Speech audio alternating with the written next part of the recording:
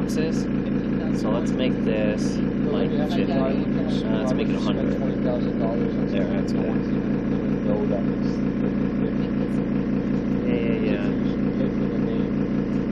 So here's someone can tell your minute volume. Here's your low minute volume. That's your high minute volume alarm. So 8 is way too high. 8, you want to bring that down. So how do I do that? So you have to use these guys and highlight the box, then use the plus and minus. You only want to do like 3 above, right? Yeah, so bring that to like 6.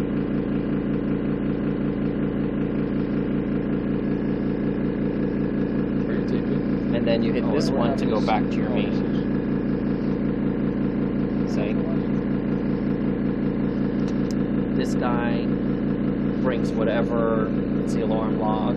So if you scroll through, it's going to keep telling you what the alarm is. And then this goes back. And So then that's like your home button. Where's the screen where she was saying, no, What?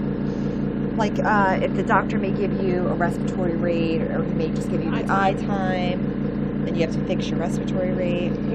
List. That's the third button. So here's your set